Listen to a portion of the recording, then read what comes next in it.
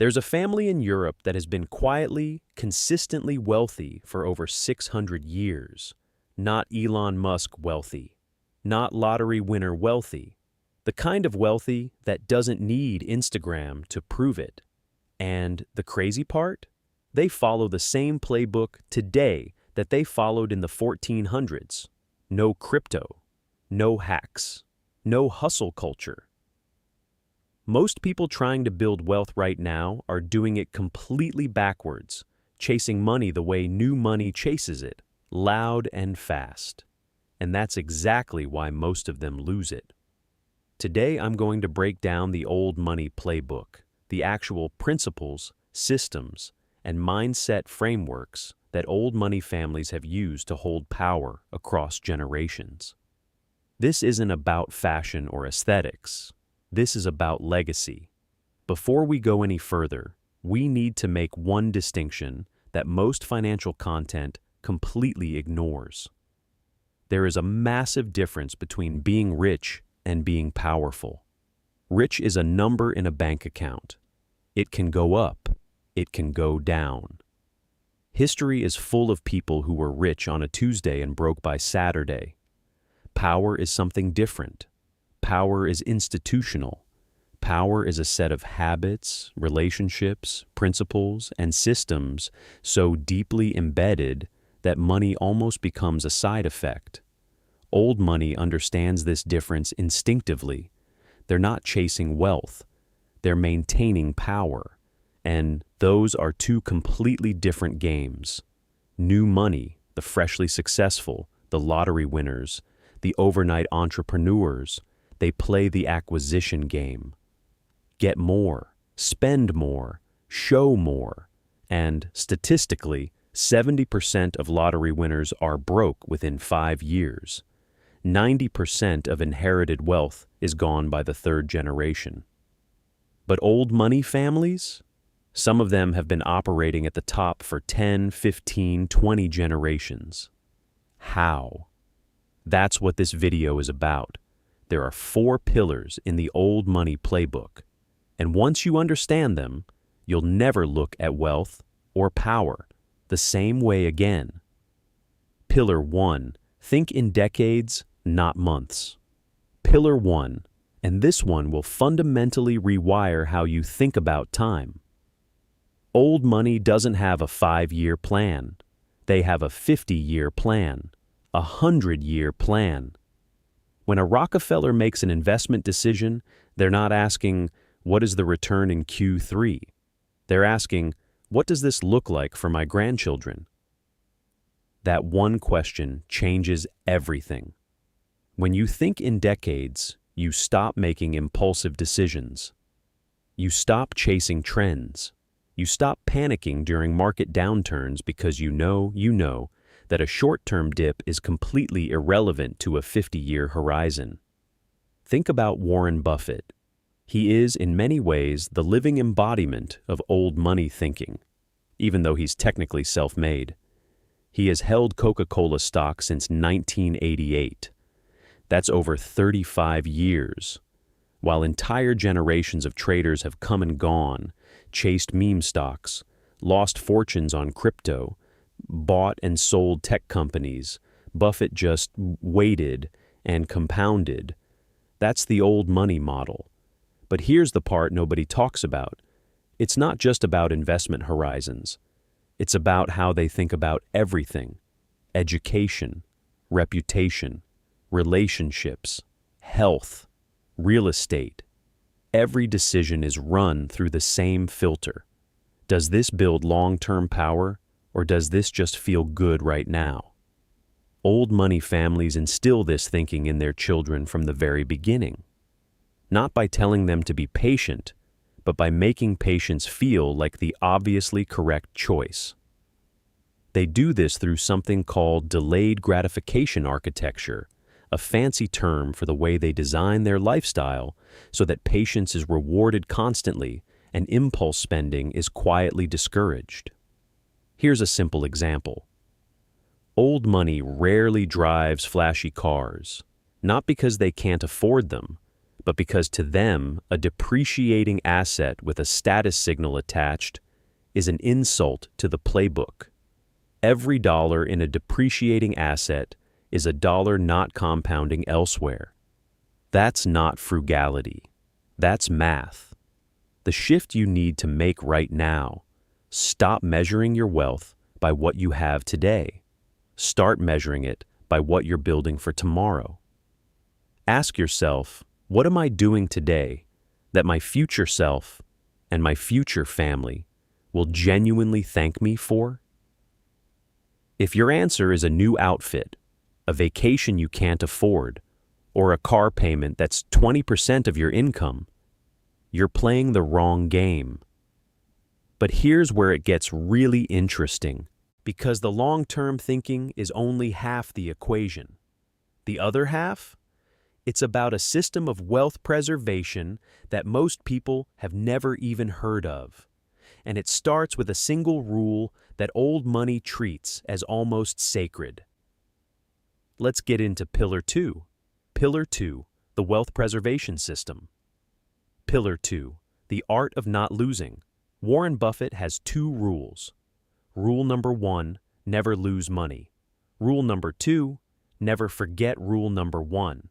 And people laugh at that like it's a joke. But it's not a joke. It is the entire foundation of old money wealth preservation. You see, new money is obsessed with return on investment. What's the upside? What's the gain? What's the multiplier? Old money is obsessed with downside protection. What can I lose?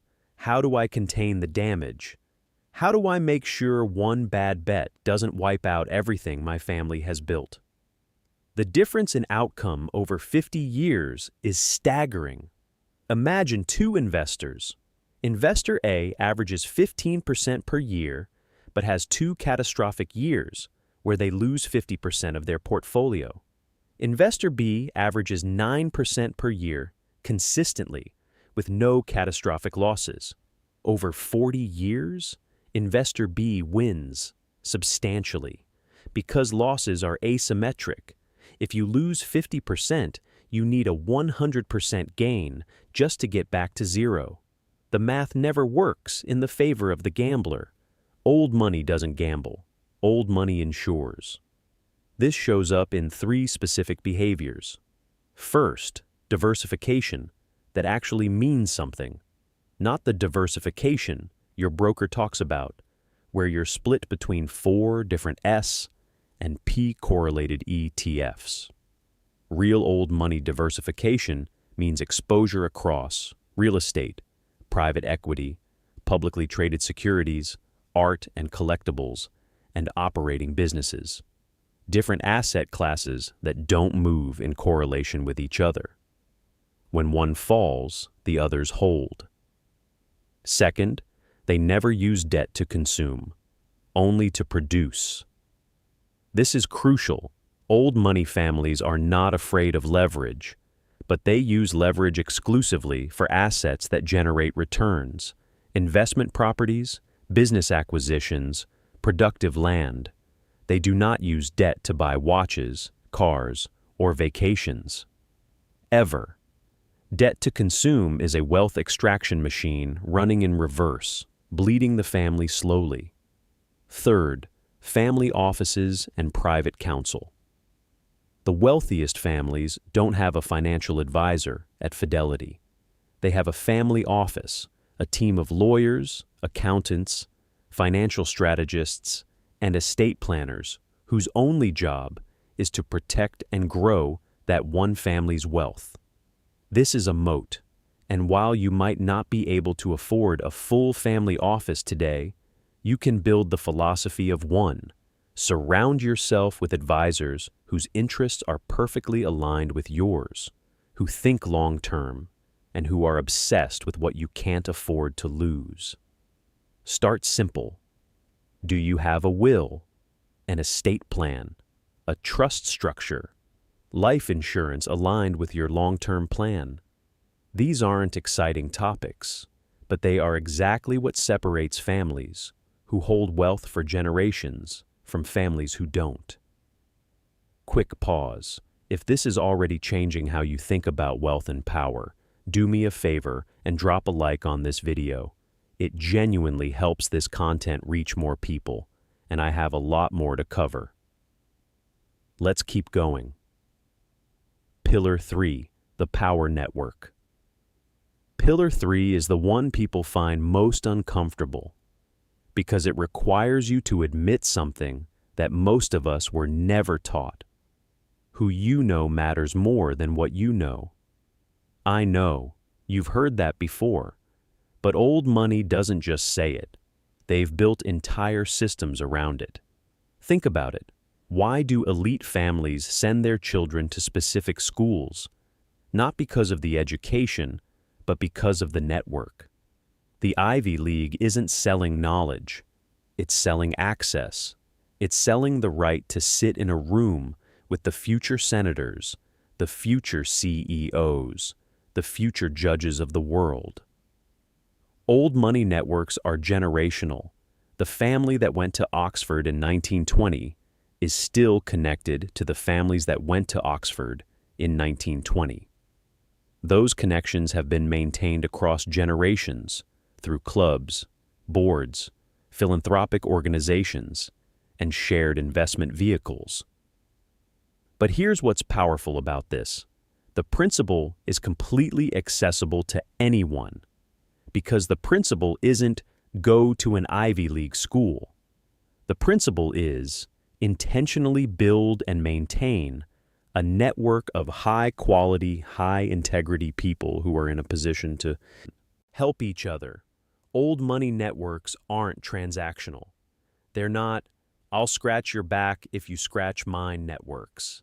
They're relational, based on trust, shared values, and long-term reciprocity. 3 things you can do right now to start building like old money. 1.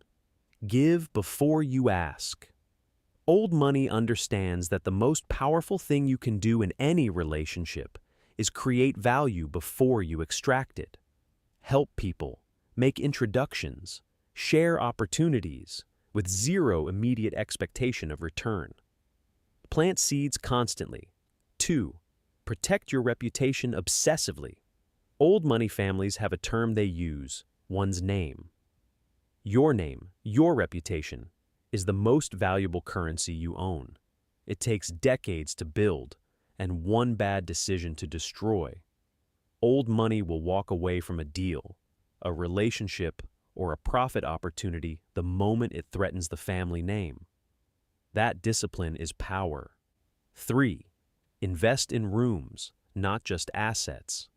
Sometimes the highest ROI decision you can make is paying $5,000 to attend the right conference, join the right club, or take the right seat at the right dinner table. Not because of what you'll learn, but because of who will be sitting next to you. Pillar 4, the discipline framework. And now we get to the 4th pillar, the one that holds everything else together. Discipline. Not the Instagram motivational kind of discipline. Not the wake up at 5 a.m. and take cold showers kind. I'm talking about something deeper. Old money calls it restraint, and it shows up in almost every aspect of how they live. Think about the old money aesthetic, what people now call quiet luxury. Understated clothing, no logos, subtle quality. No need to announce wealth with labels. Why? Because to old money, announcing wealth is weakness. It means you need external validation. And people who need external validation are people who can be manipulated. They can be flattered into bad deals. They can be seduced into status competition. They can be distracted from the long game. Old money practices invisible dominance. They don't need you to know they're powerful. They already know. And this bleeds into every decision they make. They don't respond emotionally to market volatility. They respond systematically, according to a pre-decided plan. They don't make major financial decisions when they're emotional. They build in what old banking families called sleeping on it rules, mandatory waiting periods before any significant capital deployment. They don't chase opportunities that excite them emotionally. They evaluate opportunities against a pre-written investment philosophy. Old money has written rules, family constitutions, mission statements, investment policies, values documents. Written rules remove emotion from high-stakes decisions. And removing emotion from high-stakes decisions is one of the most powerful things any individual or family can do. Here's your assignment from this pillar. Write your own family financial constitution, even if it's just one page. Even if your family is just you right now. What do you stand for financially? What will you never do? What is non-negotiable? What are your long-term goals and values? What kind of legacy are you building? Writing it down changes the relationship from aspiration to commitment. And commitment, maintained over decades, is how old money stays old money. Let's bring the full playbook together. Old money doesn't stay powerful by accident. They stay powerful because they've embedded a set of principles so deeply into how they think, act, and build relationships that losing, truly losing, becomes almost structurally impossible. Pillar 1. Think in decades. Every decision filtered through the long game lens. What does this mean for my grandchildren? Pillar 2. Protect the downside. Never lose. Diversify for real. Use debt only to produce, never to consume. Build your version of a family office around you. Pillar 3. Build a generational network. Give first. Guard your reputation. Invest in rooms, not just assets. The right relationship is worth more than any single investment. Pillar 4. Operate with discipline. Quiet luxury. Written rules. Emotional restraint. Invisible dominance. You don't have to be born into old money to think like old money. That's the most important thing I want you to take away from this video. The playbook is learnable. The principles are adoptable. The mindset is accessible to anyone willing to play the long game. And that choice to play the long game starts today. If this video opened your eyes to a different way of thinking about wealth and power, share it with someone who needs to hear it. That single action could genuinely change someone's financial trajectory. Drop your biggest takeaway in the comments below. I read every single one, and I want to know which pillar hit hardest for you. And if you want to go deeper on the old money mindset, the next video is right there. I'll see you in it.